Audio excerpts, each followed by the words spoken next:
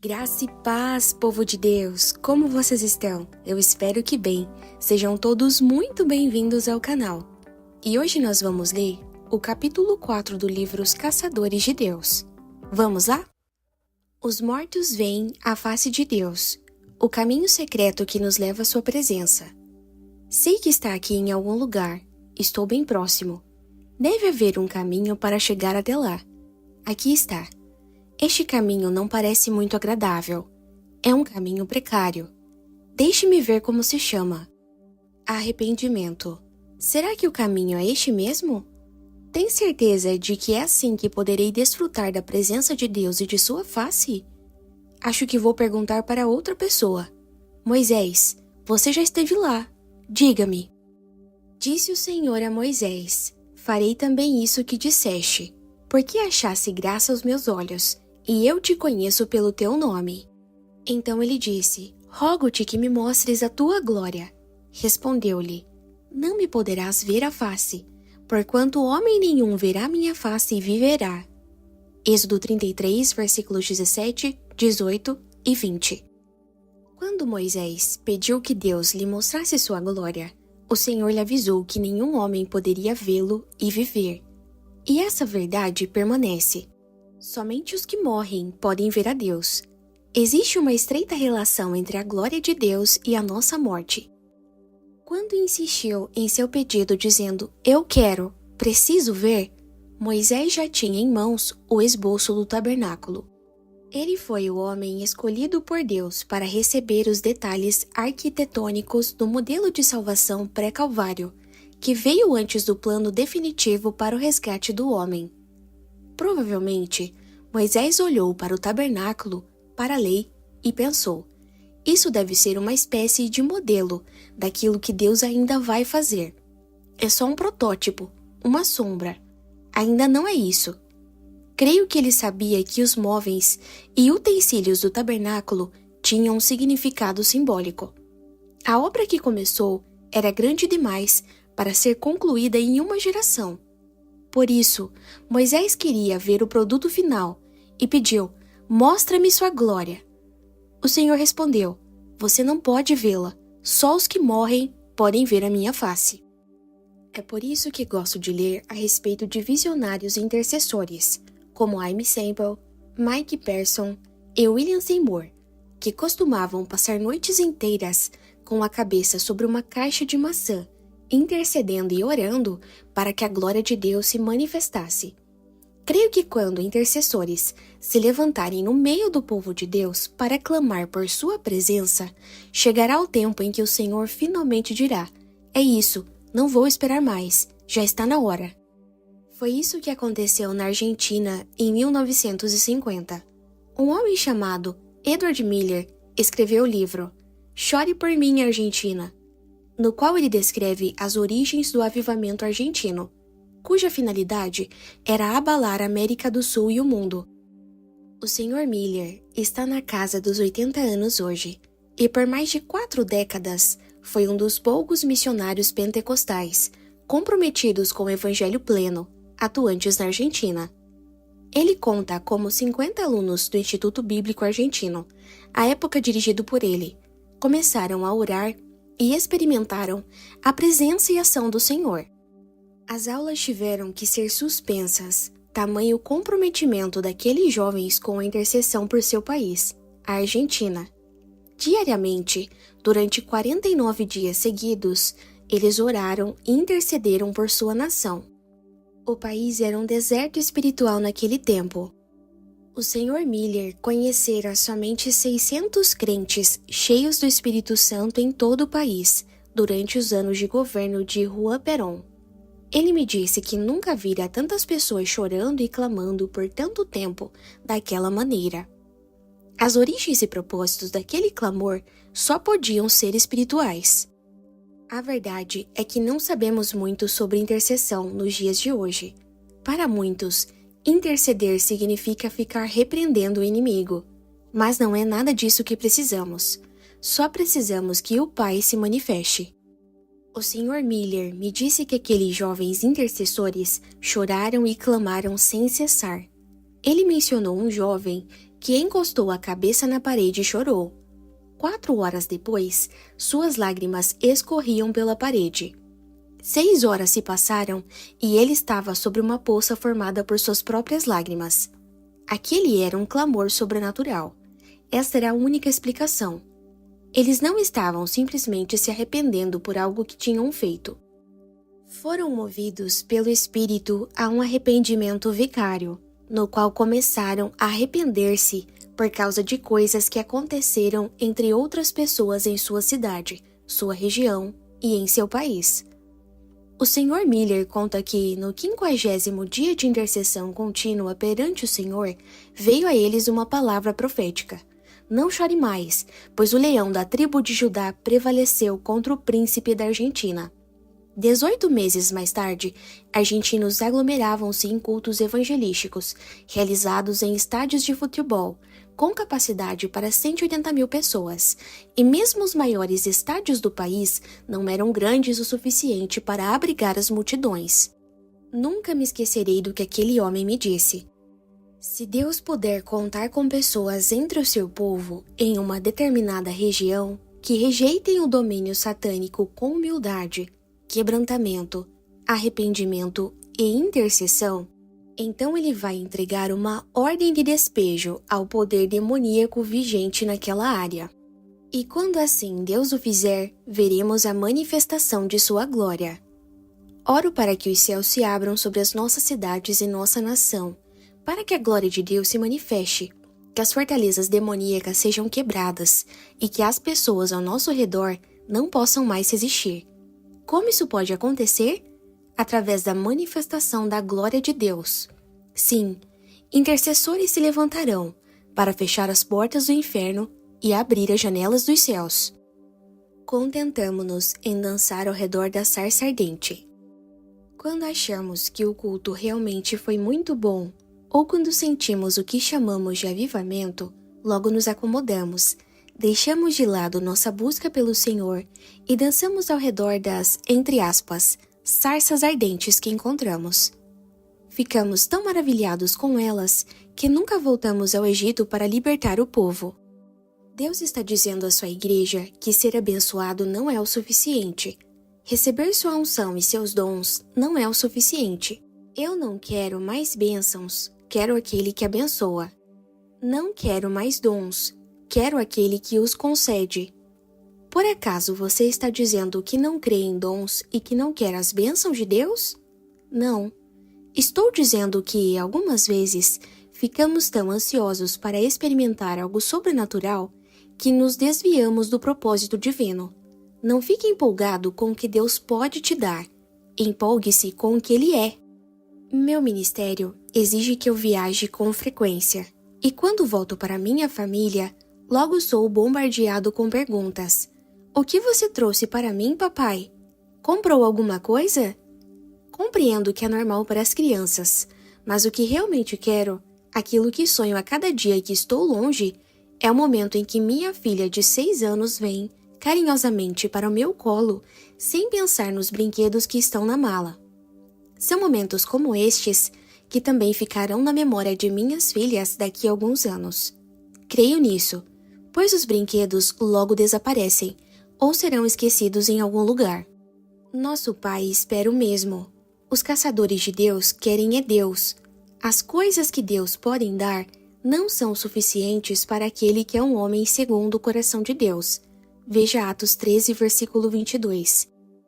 Quando Deus se manifesta, geralmente estamos com os olhos no lugar errado, na mala. Queremos seus brinquedos espirituais. O termo brinquedo foi usado para descrever nossa atitude diante dos dons e bênçãos de Deus. Não estou de forma alguma tentando menosprezar seu verdadeiro valor e significado. Deus não nos deu dons tão preciosos tais como profecia, discernimento ou cura para que impressionemos a carne, ou para que possamos influenciar as pessoas. Tais dons nos são dados com o propósito de edificar e equipar o corpo de Cristo para o trabalho na obra de Deus. Então, geralmente dizemos a Deus: toca-me, abençoa-me, Pai. Temos transformado nossas igrejas em clubes da bênção. Em nenhuma passagem bíblica, O altar é o lugar da bênção. O altar só existe com um propósito. Pergunte àquele cordeirinho que era levado até lá. Não é um lugar de bênção, é um lugar de sacrifício, morte. Se admitirmos essa morte, talvez possamos ver a face de Deus. Por que estamos falando tanto de morte?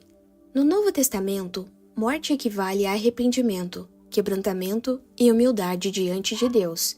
E é disso que estou falando.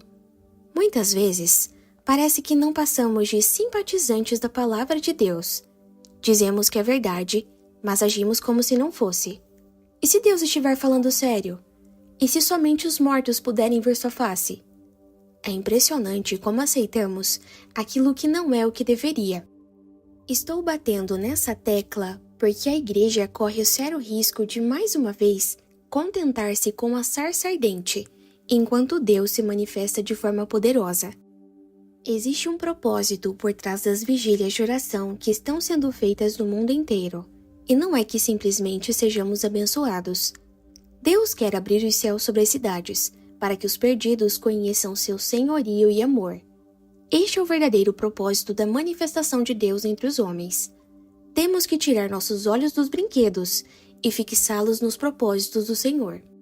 Como Moisés, precisamos clamar: "Obrigada, Senhor", mas não é suficiente. Queremos mais, queremos ver sua glória.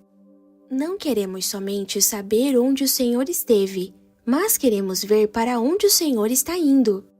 É isso que estou buscando. Só quero saber para onde Deus está indo para que eu possa estar por perto. Ele é soberano em suas escolhas quanto a lugares. Ninguém risca um fósforo para acender a sarça. Só Deus pode fazer isso. A parte que nos cabe é vagar pelo deserto até encontrarmos o lugar certo e então lembrarmos de tirar os sapatos diante da Terra Santa. Já posso sentir a fumaça no ar. Algumas vezes, vou a lugares onde posso sentir o cheiro de fumaça no ar. O cheiro daquelas folhas que ardem e não se queimam. Parece que estamos perto do lugar onde Deus nos mostrará seu propósito por trás de tudo isso. Muito do que temos visto até agora é a renovação da igreja. Talvez avivamento não seja a melhor definição para o que estamos vendo, pois traz a ideia de que algo não tinha vida. Não tenho palavras para conceituar ou descrever o que Deus está prestes a fazer. Como você poderia descrever um maremoto? Como falar do que Deus pode fazer com a sua indizível graça e poder? A forma como Deus tratou com Nínive é o modelo bíblico com o qual eu sonho. Desejo ver uma onda do poder de Deus varrendo a cidade, arrastando toda a arrogância humana e deixando para trás nada menos que uma trilha de arrependimento e quebrantamento.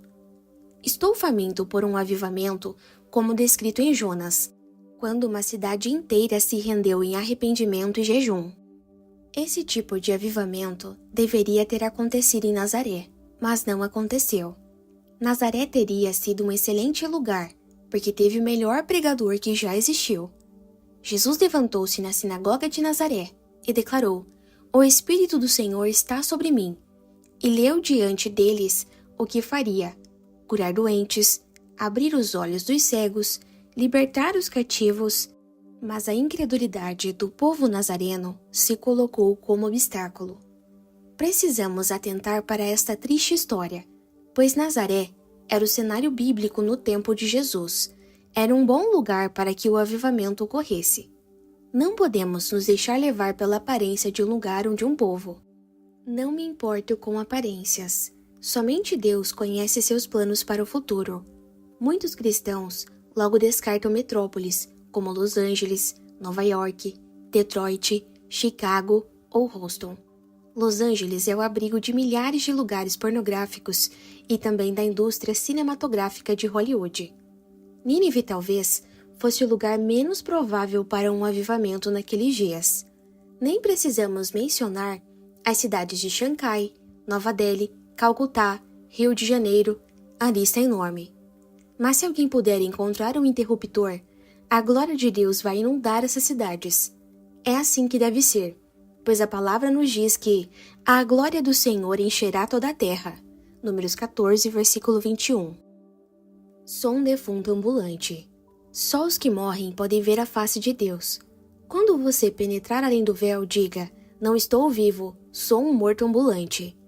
Quando um condenado à pena de morte começa sua caminhada final em direção à sala de execução, antes que a porta do corredor se feche, um dos guardas grita: defunto ambulante, para que todos saibam que alguém está em seus últimos instantes de vida na terra. Todos ficam imóveis em respeito àquele momento. O homem está vivo, mas por pouco tempo. Quando ele chega à câmara de execução, esse é o fim. É assim que é o cristão, como descrito em Romanos 12, versículo 1, defunto ambulante. Quando os sacerdotes amarravam uma corda no tornozelo do sumo sacerdote e este olhava para o espesso véu que separava o santo dos santos, sabia que era um defunto ambulante. Ele sairia com vida, exclusivamente pela graça e misericórdia de Deus. Aproximar-se da glória de Deus, este é um assunto delicado e mal compreendido nos dias de hoje. Dizemos: a glória de Deus está nesse lugar, mas na verdade, não está. A unção está presente, talvez uma porção da luz do Senhor esteja ali. Mas se a glória de Deus se manifestasse em toda a sua plenitude, estaríamos todos mortos. As montanhas se derretem na presença de Deus, quanto mais a carne do homem. Falhamos em não compreender a glória de Deus. Talvez não tenhamos capacidade para isso. O apóstolo Paulo disse, a fim de que ninguém se vanglorie na presença de Deus. 1 Coríntios 1, versículo 29. Se a carne estiver presente, quando a glória de Deus se manifestar, terá que morrer, pois nada pode sobreviver diante dessa presença. Somente quando sua carne estiver morta, poderá permanecer na presença de Deus. Apenas os que morrem podem ver sua face. Não sei se voltarei. Uma vez por ano, o sumo sacerdote de Israel teria que deixar sua casa e, com o coração apertado, dizer à família: não sei se voltarei. Não tenho certeza, mas acho que fiz tudo o que deveria fazer. Minha estola sacerdotal está em ordem? Os judeus eram tão cuidadosos que não permitiam que o sumo sacerdote dormisse na noite anterior à sua entrada no Santo dos Santos. Os outros sacerdotes o mantinham acordado lendo a lei, para que ele não se contaminasse acidentalmente através de um sonho. Quando chegava a hora da verdade, o sumo sacerdote, cuidadosamente, molhava seu dedo no sangue do cordeiro e o colocava na ponta das orelhas e nos polegares das mãos e dos pés. Por quê? Simbolicamente, trazendo traços de morte, ele representava um homem morto e, assim, poderia aproximar-se da glória de Deus e sobreviver.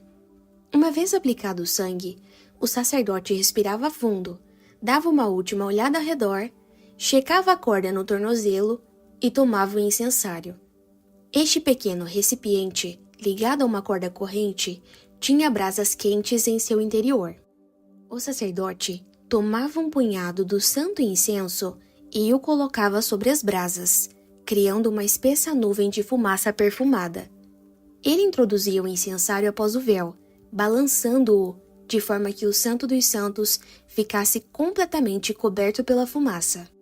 Então, com muito cuidado, levantava a orla do véu e engatinhava para dentro do Santíssimo Lugar, com temor e tremor, esperando que pudesse retornar com vida.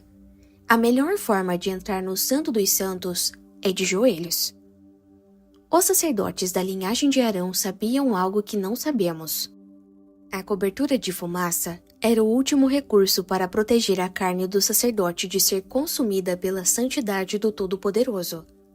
Os sacerdotes da linhagem de Arão sabiam algo a respeito de Deus que precisamos redescobrir hoje.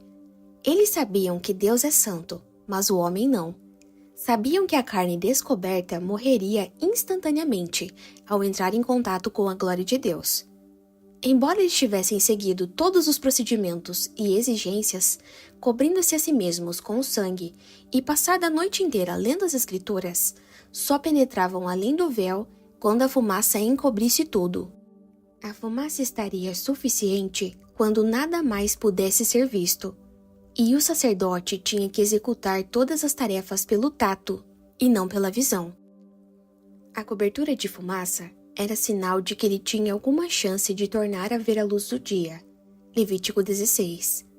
Creio que a nuvem de incenso não estava ali para impedir que o homem visse a glória de Deus, mas o contrário.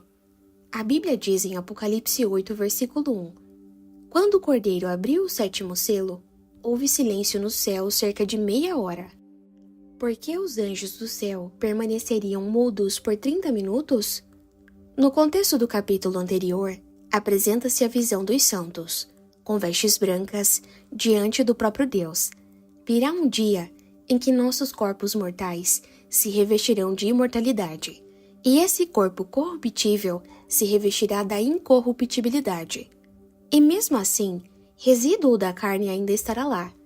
Creio que quando colocarmos os pés para dentro dos portais celestiais, os anjos permanecerão em silêncio por meia hora, como se dissessem: os remidos estão diante do Santo. Para eles, é inconcebível que a carne possa estar diante da glória de Deus. É verdade, mas aquele que tiver sido transformado pelo processo da morte e ressurreição, através do sangue de Jesus, poderá fitá-lo. Somente os que morrem podem ver a face de Deus. É a misericórdia de Deus que o mantém afastado de nós. Uma geração após outra, os cristãos têm orado: venha, Senhor, aproxime-se. Creio que a resposta do Senhor tem sido uma faca de dois gumes. Por um lado, Ele nos chama: clame a mim, quero me aproximar. Mas, ao mesmo tempo, Ele detém sua mão e avisa: tenham cuidado, tenham cuidado. Se vamos nos aproximar, certifique-se de que a carne esteja morta. Se realmente querem me conhecer, tudo que se relacione ao pecado deve morrer. Por que Deus requer essa morte? O que há na fumaça do sacrifício que faz com que Ele nos visite? É como se ela fosse um convite ao Senhor. Você pode não compreender, mas a morte esteve presente em cada avivamento na história da igreja.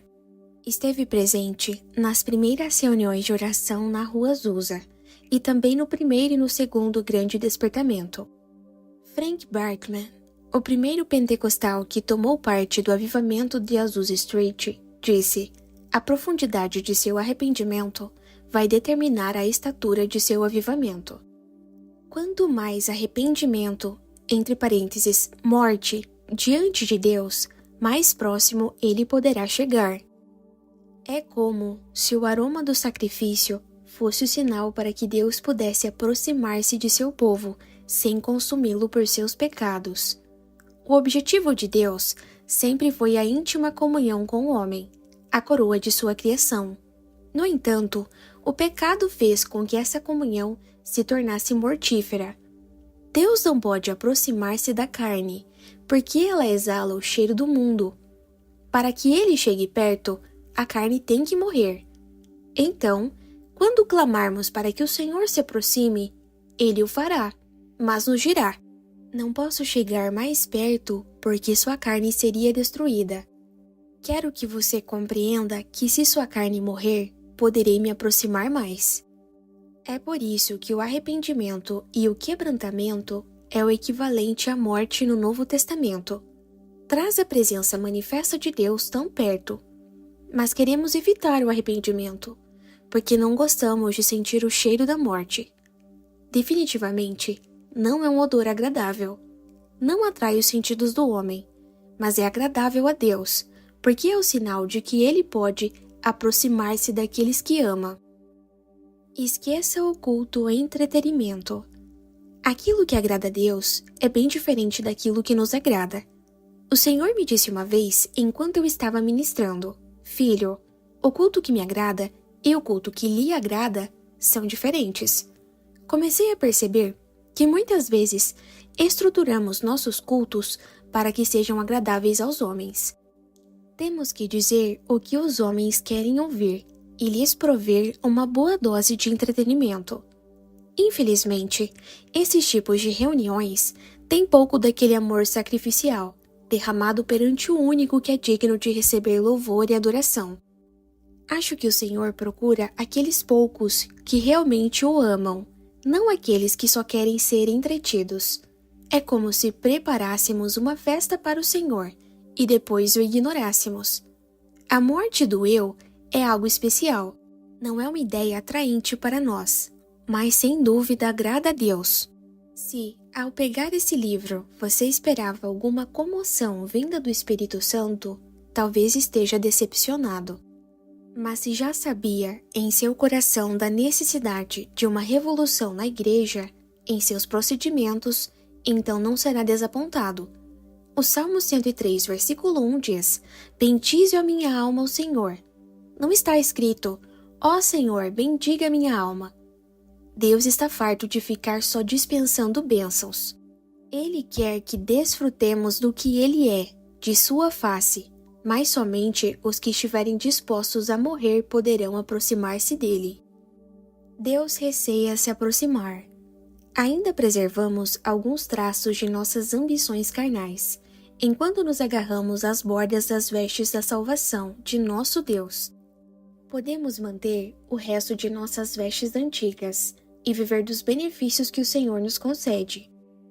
Permanecemos longe da fome espiritual, e Deus não ousa chegar mais perto, pois assim a carne que tanto prezamos seria destruída.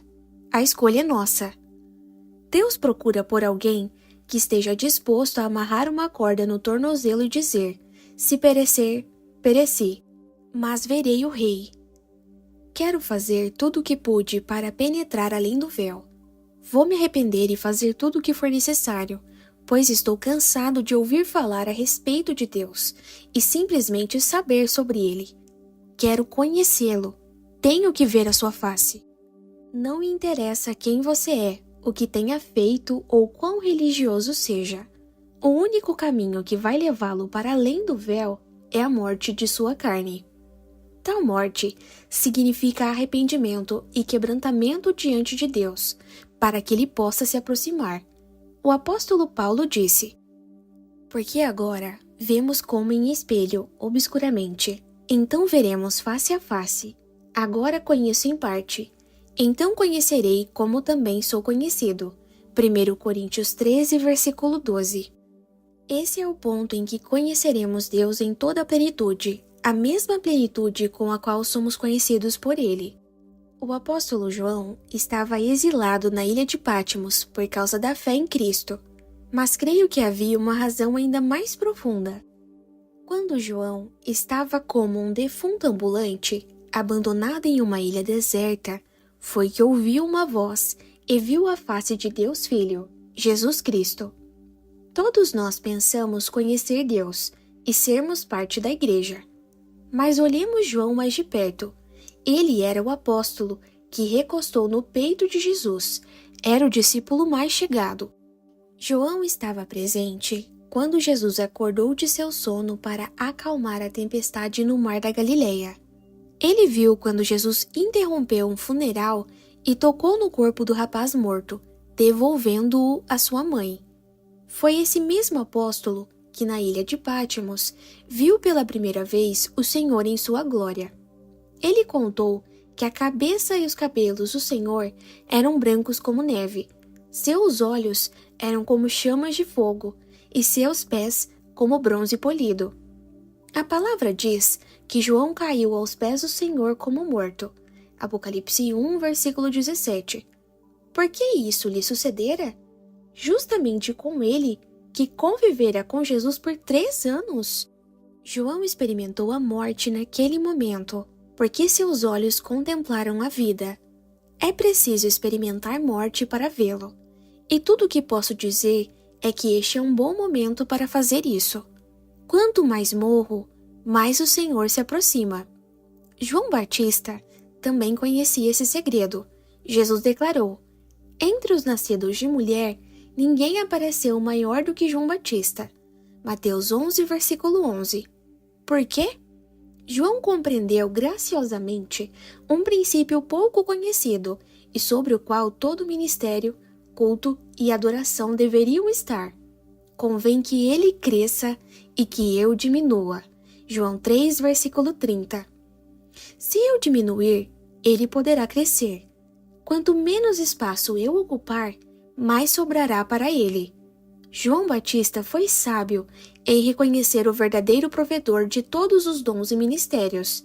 Ele disse: O homem não pode receber coisa alguma se não do céu lhe for dada. João 3, versículo 27. Conforme tenho dito, quanto menor eu me tornar, maior poderá ser o Deus da minha vida.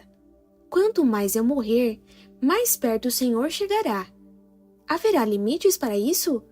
Não sei, mas posso indicar-lhe a quem perguntar. Procure o Senhor Enoque. Ele demonstrou que podemos, literalmente, andar com Deus, mas morreremos durante a caminhada. A Bíblia diz: eles, pois, o venceram, por causa do sangue do Cordeiro, e por causa da palavra do testemunho que deram, e mesmo em face da morte, não amaram a própria vida. Apocalipse 12, versículo 11. Será que você está evitando essa morte? Você quer as bênçãos de Deus em sua vida? A maior bênção não vem das mãos do Senhor, mas de sua face, do íntimo relacionamento com Ele. Quando finalmente você puder contemplá-lo e conhecê-lo, encontrará a fonte de todo o poder. Esta bênção tem um custo.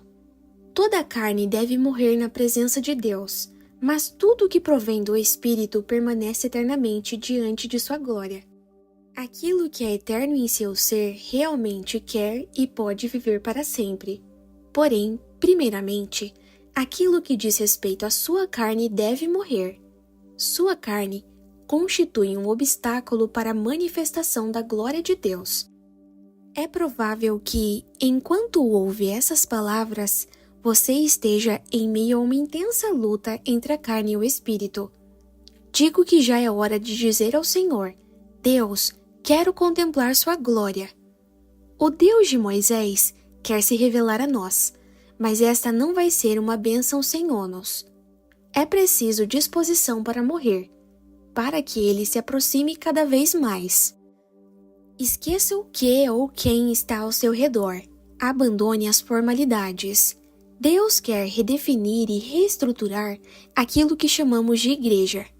Ele procura pessoas que estejam buscando seu coração. Ele quer uma igreja cheia de Davis, pessoas que busquem seu coração e não somente suas mãos. Você pode continuar buscando suas bênçãos e usar os, entre aspas, brinquedos, ou dizer: Pai, muito obrigado, mas não quero mais bênçãos, quero o Senhor. Quero sua presença bem próxima. Quero seu toque em meus olhos, em meu coração, em meus ouvidos. Mude-me, Senhor. Não quero mais ser o mesmo. Estou cansado, Senhor. Sei que se eu puder ser mudado, então as pessoas ao meu redor também poderão ser transformadas. Precisamos orar por uma mudança, uma ruptura, mas não podemos fazê-la a menos que ela comece em nós. As mudanças virão sobre aqueles que não estiverem em busca de suas próprias ambições, mas sim buscando os propósitos de Deus. Precisamos chorar sobre as nossas cidades, como Jesus chorou sobre Jerusalém. Estamos carentes de uma transformação vinda do Senhor. Quando a mão de Deus tentar moldar o seu coração, não resista ao Espírito Santo. O oleiro de sua alma quer torná-lo maleável. Ele quer conduzi-lo a um ponto em que não seja necessário um furacão vindo dos céus para que você saiba que ele está presente. Ele deseja que você esteja tão sensível que uma brisa tranquila e suave possa lhe anunciar a sua presença. Queremos vida, mas o Senhor está em busca de morte. Precisamos nos arrepender por preparar cultos para agradar aos homens, ao invés de prestar a Deus a adoração que Ele merece. Como a maioria das pessoas, queremos vida em nossos cultos, mas Deus está em busca de outra coisa: morte. A morte que vem do arrependimento e quebrantamento, que nos conduz à presença de Deus e faz com que nos aproximemos dele, e ainda assim permaneçamos vivos. Esse é o ponto em que alguns ficam muito incomodados, porque começam a sentir um cheiro de fumaça no ar e já conseguem sentir o odor da carne queimada. Pode não cheirar bem para nós, mas para Deus será um sinal de arrependimento. A Bíblia diz: há júbilo diante dos anjos de Deus por um pecador que se arrepende. Lucas 15, versículo 10. Morte e arrependimento na terra levam alegria e regozijo aos céus. O avivamento deve começar em sua igreja, antes de alcançar sua comunidade. Se você está faminto por avivamento, tem uma palavra do Senhor para você. O fogo não cai sobre altares vazios. Para que o fogo caia, é preciso que haja um sacrifício sobre o altar. Se você quer fogo, precisa ser o combustível. Jesus sacrificou-se para conquistar nossa salvação. E o que ele diz a cada um que deseja segui-lo? Ele nos chama a renunciar nossa própria vida, tomar nossa cruz e segui-lo. De acordo com a concordância bíblica Strong's, a palavra grega para cruz, stauros, significa, de maneira figurada, exposição à morte, ou seja, autorrenúncia. Elias não pediu que o fogo do Senhor caísse até que houvesse combustível e um sacrifício digno sobre o altar. Temos orado para que o fogo caia, mas o altar está vazio. Se você anseia que o fogo caia sobre sua igreja, você precisa então subir ao altar e dizer: Senhor, não importa o que custe, eu me coloco sobre o altar para ser consumido pelo seu fogo. Então poderíamos fazer como John Wesley. Ele explica como conduziu multidões durante o primeiro grande despertamento. Eu me coloquei no meio das chamas para que as pessoas pudessem me ver queimado.